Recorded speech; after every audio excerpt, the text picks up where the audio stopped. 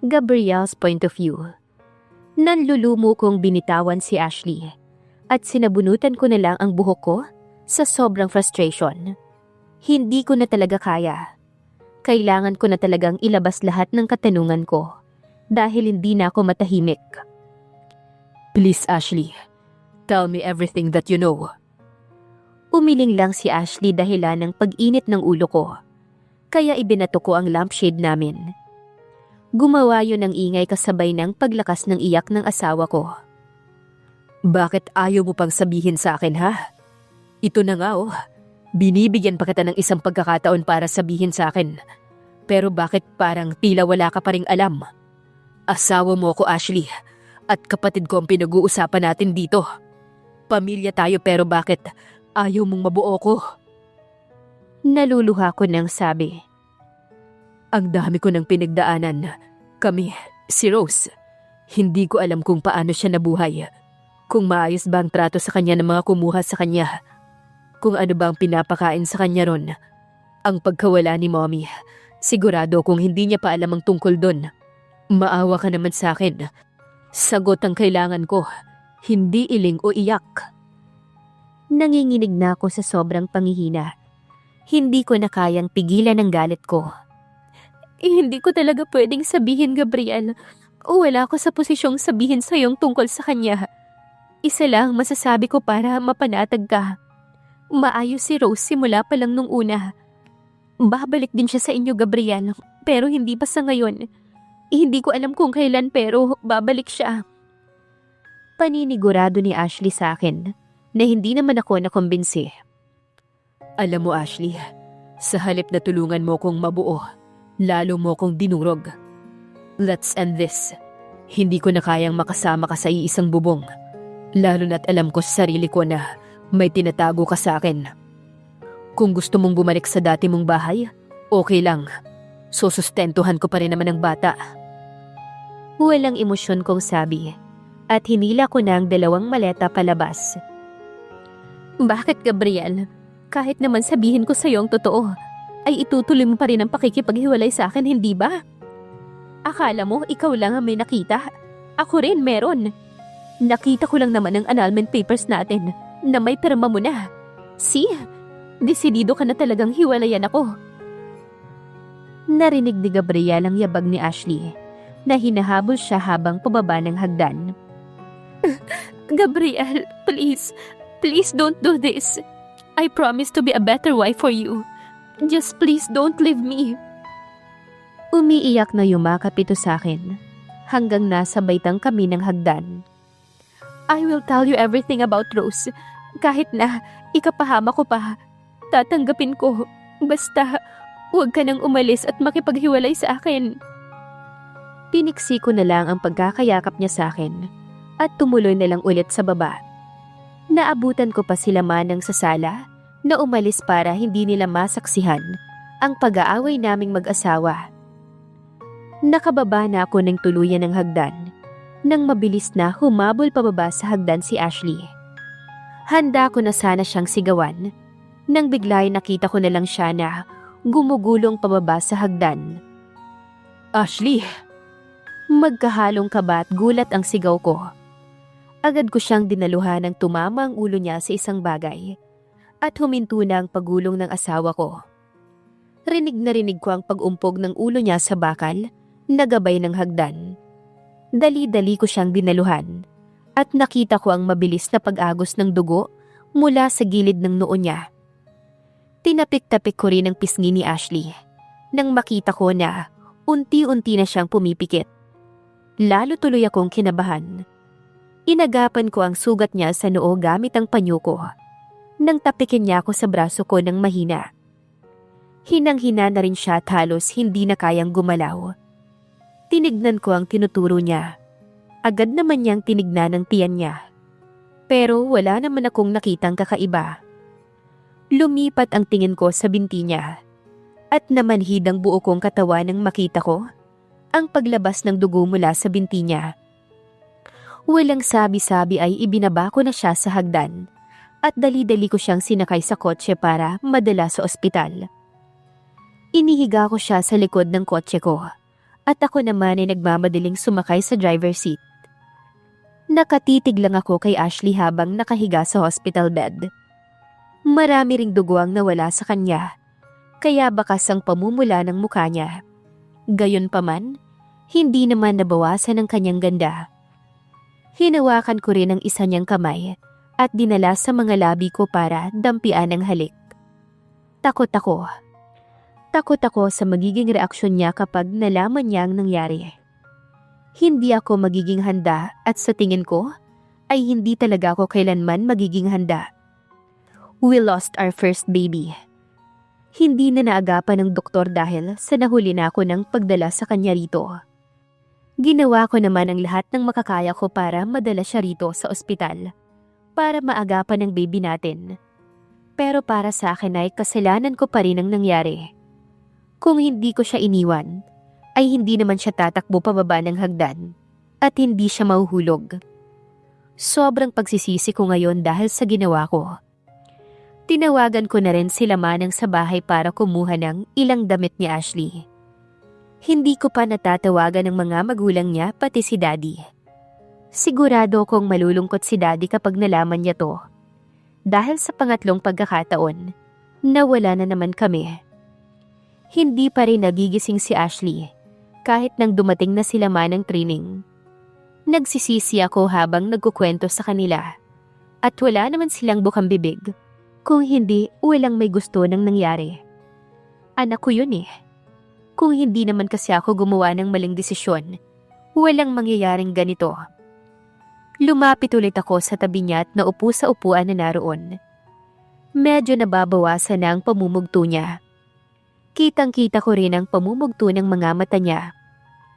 Kanina nga nang itakbo ko siya sa ER, ay wala na siyang malay at nasabi rin ng doktor na tumingin sa kanya na 50-50 na ang asawa ko. Habang ang baby namin ay wala na talagang pag-asa. Wala na akong ibang nagawa kung hindi ang tumango na lamang sa sinabi ng doktor. Hinaplos ko ng marahan ang benda ni Ashley sa ulo dahil nakakuha siya ng 3 stitches mula sa pagkasugat ng noo niya mula sa gabay ng hagdan. Sana ako na lang ang nasa kalagayan niya. Hindi ko pala kayang tagalan ng ganitong ayos ng asawa ko. Dinampian ko siya ng maliit na halik sa noo at pisngi. Hinawakan ko ulit ang isa niyang kamay pagkatapos at saka ako yumuko sa higaan niya para magpahinga sandali. Hanggang sa hindi ko na napigilan ang makatulog. Ilang minuto ang lumipas. Dahan-dahan kong minulat ang mga mata ko. Gusto ko pa sanang bumalik sa tulog dahil kulang na talaga ako sa pahinga.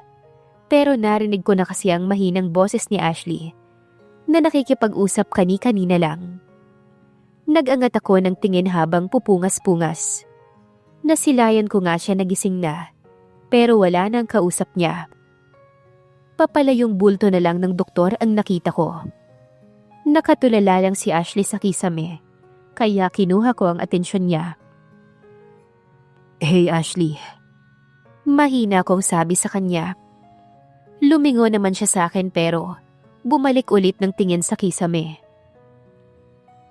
Sino yung kausap mo kanina? I asked her to make the atmosphere light. Again, hindi na naman niya ako kinibo at dahan-dahang pumihit ng higa at tumalikod sa akin. Tinulungan ko siyang tumagilid ng higa para hindi siya mahirapan. Gusto mo bang kumain? Are you hungry? How are you feeling? Please talk to me. She cut me off before I can finish another sentence. I am not fine, Gabriel. I don't know if I'll be fine after what happened. She said weakly. Umupo ako sa higaan niya at sinilip ko siya. Hinawakan ko ang isang kamay niya na malapit sa akin at dinala sa labi ko para halikan. Sorry Ashley, sorry sa lahat. Alam kong hindi ako naging mabuting asawa sa'yo simula pa lang nung una. Pero hindi ko hangad na mawala ang anak natin. Naluluha kong sabi habang mahigpit kong hawak ang isa niyang kamay na para bang doon ako kumukuha ng lakas. Promise, paglabas natin dito, babawi ako sa'yo. Pero inagaw niya ang kamay niya na hawak ko. Hindi mo na kailangan bumawi. Maghihiwalay na tayo, hindi ba? Yun nga ang punot dulo kung bakit ako na aksidente. Shh! Walang may gusto nang nangyari. Aksidente yun. Masyado kasi akong naging makasarili na hindi ko na naisip ang kalagayan mo. Nanginginig ang boses kong sabi. Nasaan sila, Manang? This time, tumingin na si Ashley sa akin. May binili lang sila. Bakit? Nagugutom ka na ba? Masuyo kong tanong. Hindi na naman niya sinagot ang tanong ko. Kapag dumating sila, Manang, umalis ka na, Gabriel. Tumuloy ka na sa pag-alis sa mansyon, pati sa buhay ko. Hindi na kita pipigilan pa. Walang emosyon na saad ni Ashley. Agad naman akong umiling at kinulong ko ang mukha ni Ashley sa mga palad ko. Pinakatitigan ko siya. No, Ashley. Hindi kita iiwan, lalo na't ganito ang kalagayan mo. Sana naisip mo yan nung buntis pa ako. Huwag kang mag-alala. Hindi na kita guguluhin. Pati about dun sa annulment papers, hindi na ako magdadalawang isip na pirmahan yun. Tuluyan na akong naiyak at yumakap kay Ashley. You deserve to have the best wife in the world, Gabriel. Sorry kung hindi ko mapantayan ang standards mo. Hindi na niya maituloy ang sinasabi niya dahil umiiyak na rin siya. Inaalo ko naman siya kahit umiiyak din ako. Pasensya na kung hindi ako mabuting asawa sa'yo.